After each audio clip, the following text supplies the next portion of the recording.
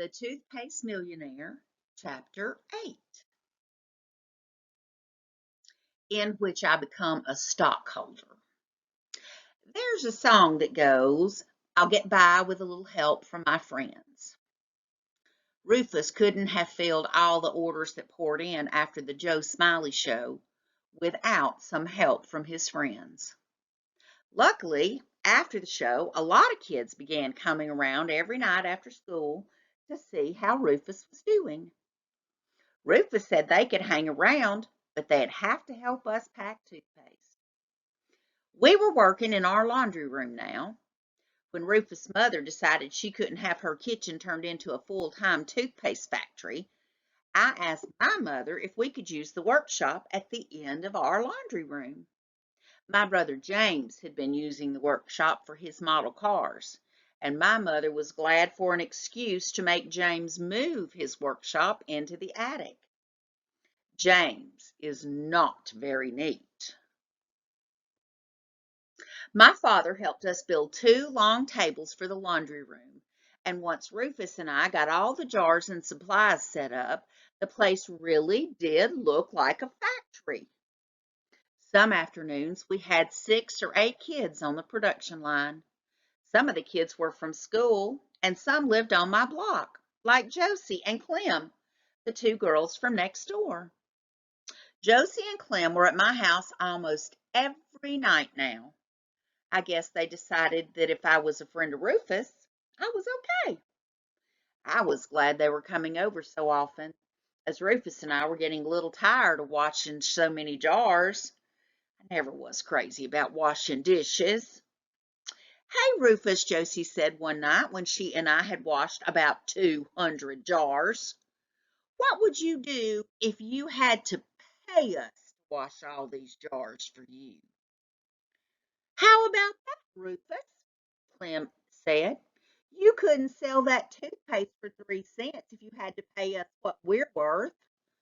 Rufus thought about that. Well, I sure don't have enough profits to pay anybody yet, he said. And I've got to use my first profits to buy more stuff to make more toothpaste. But I tell you what I'll do. I'll give you all some stock in my company. At the end of the year, every stockholder will get a share of the year's profits. Clem thought Rufus was kidding, but he was serious. Rufus had this game called stock market. It's something like Monopoly. With every stock market game, you get these stock certificates that you can trade with other players.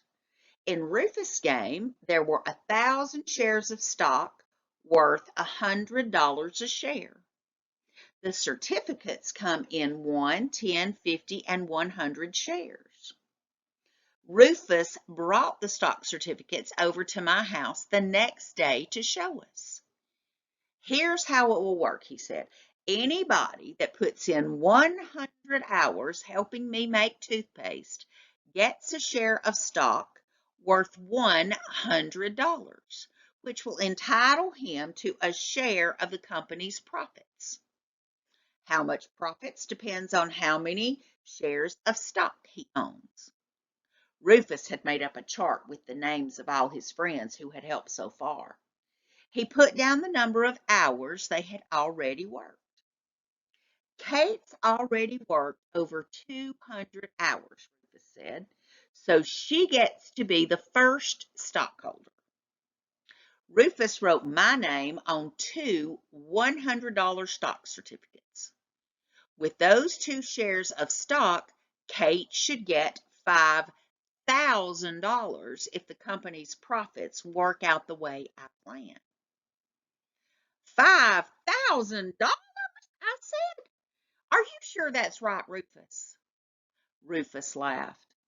We'll let Mr. Connie check it out tomorrow. And we did.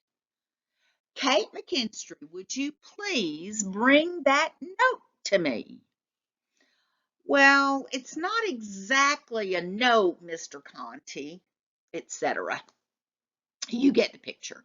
Mr. Conti's class figured out that if Rufus was right about the $2.5 million profit he figured he could make, every owner of one share of stock would make $2,500.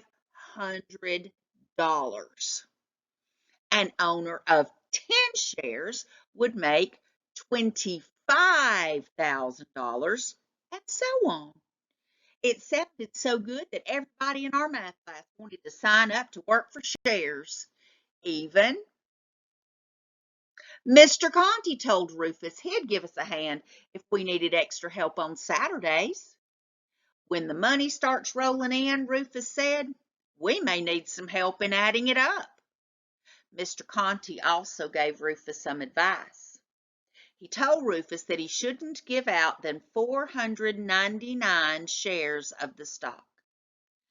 You have to keep 501 shares yourself to keep control of how you want your company run, Mr. Conti said. Otherwise, the other stockholders could outvote you. What did Mr. Conti mean, outvote you? I asked Rufus later. Maybe vote to sell toothpaste for 79 cents, Rufus said, which would be against my principles. Naturally, I promised Rufus I would never vote to do that.